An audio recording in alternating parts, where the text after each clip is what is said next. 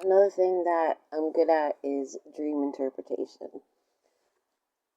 Traditionally, when we dream, we are to take any females to represent a feminine aspect of ourselves, and any males to represent the masculine aspect of ourselves.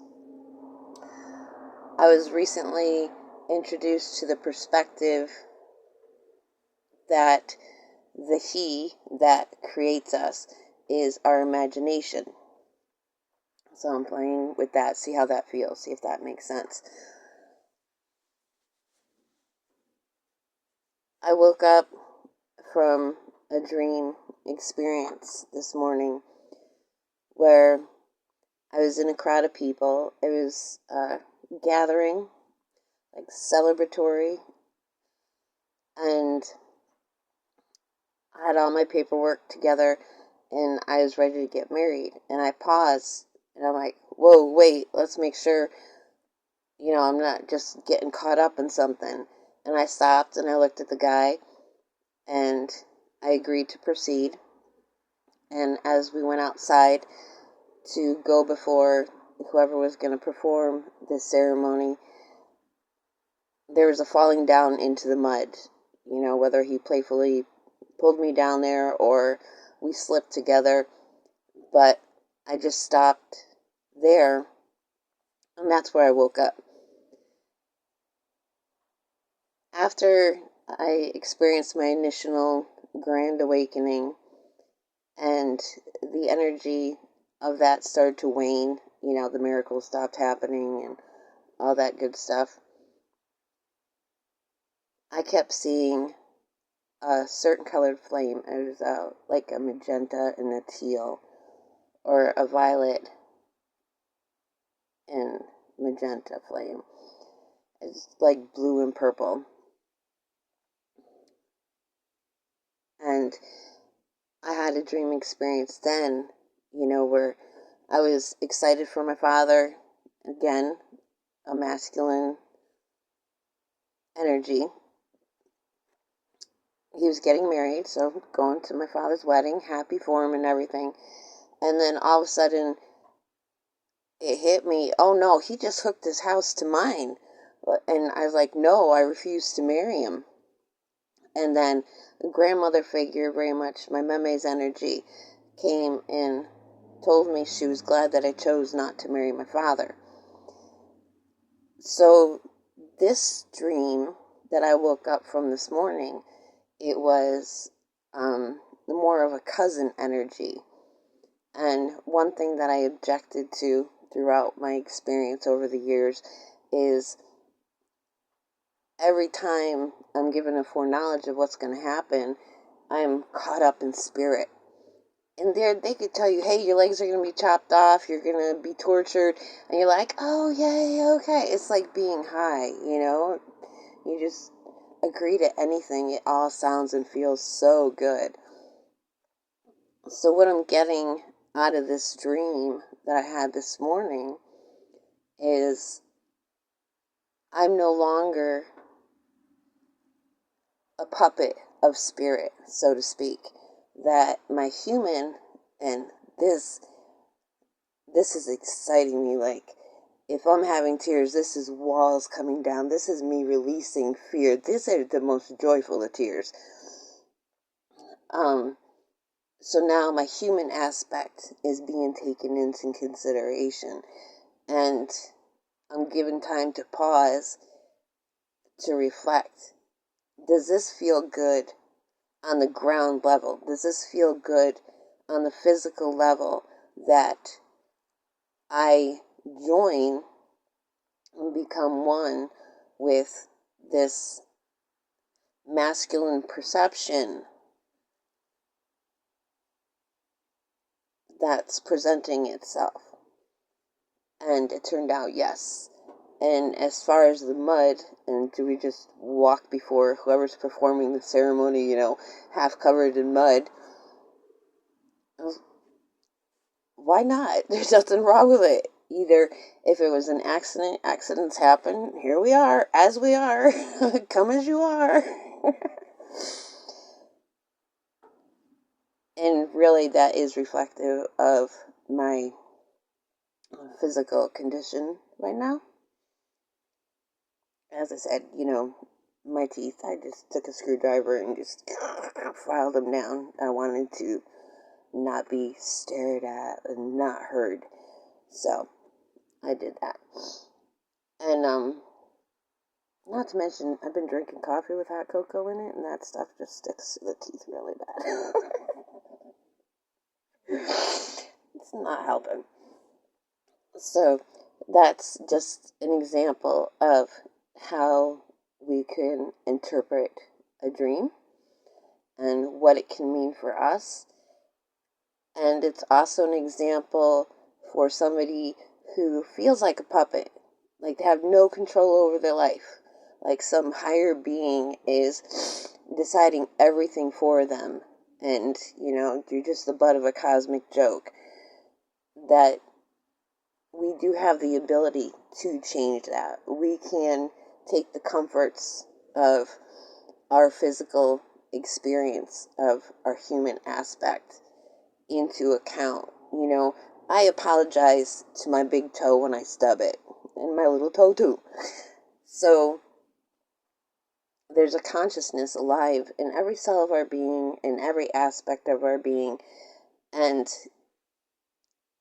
people will say, or channeled entities will tell you that for spirit, physical experience is to them a dream. It's just a dream. Well, we're taught that our dreams are a reflection of our subconscious. So if we're encountering difficulties, we're running from something in our dreams, we're taught to say, hey, that means we're avoiding something.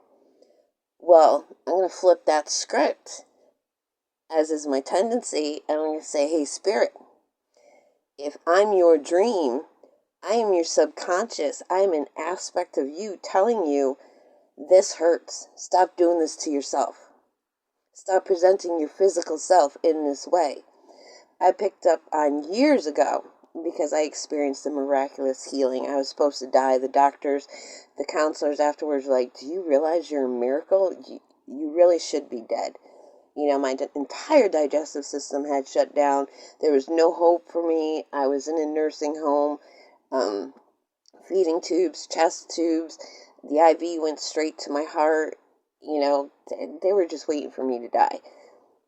And I picked up on the perspective that spirit had of me.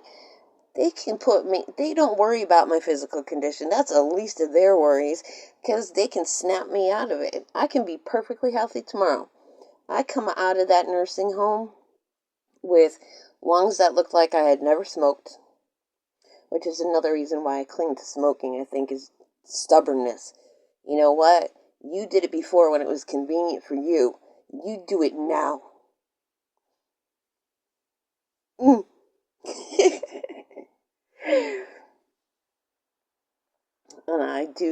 I appreciate my irreverency when it comes to spirit. When many years ago I first started to reawaken, because when I was a child I was very psychic, I was very intuitive. Seeing through other people's eyes, not a problem. Knowing that my brother was plotting against me, I'd run around to the other side of the house. Derek, I heard what you said, and I'm going to tell on you. Oh, elephant ears, Well, I shut all that down. I wanted to know, why are people so mean? I didn't understand them. I was a completely different being altogether. I swear I was a different species. So I shut down all my psychic perceptions, my sixth sense, the fourth dimensional experience that was so natural to me. And when I was in my 30s, I had 3 children. At that point, I was living in Maine, and I started to become more open to those extrasensory perceptions, as they call them. And I decided then and there that spirit was not greater than we are. And I would work with spirits as equals. And so since that time, for the last 20 odd years, I don't get all reverent when it comes to spirits. I don't care who they claim to be, what role they've played. You know, if you're focusing on me and it's so important that I behave a certain way, then I'm vital. I'm critical in some way. And I finally, according to this dream this morning, had that acknowledged. Another issue that I've had with, you know, people, they come back from near-death experiences and they say, oh, hey, you know, I was up in spirit and, you know, they told me I'm going to go down and I'm going to be in the military and I'm going to lose a leg and all that. And it's like, great, okay, that's what happened to him. And my perspective is that, okay, great, that's, you had fun, you experienced what it was like to go through all that pain, but you know what? You created PTSD in everybody around you when you did that. So now everybody else's physical form, all these other souls that come down for this journey, have got PTSD. You want to know why you can't get your physical form to be an adequate vessel for a grand awakening, for enlightenment, for higher vibrational consciousness. Well, you're creating PTSD in them all. Somebody dies of cancer, everybody around them suddenly has some form of cancer or another. You know, somebody dies of an accident, all of a sudden there's fear associated with driving, and that fear draws more accidents. Law of attraction, you tell us about it. You tell us, oh, reach for the positive, you know, ignore all of that. Well, why don't you reach for the positive with your physical vessels? Why don't you let them feel safe? Let them build a trust in you, because we're not going to trust our oversoul, our higher consciousness, or any form of God if we're running around scared to death of what God's going to put us through, of what our higher self is going to put us through. And so that's an example of my irreverency and my attitude and dream interpretation.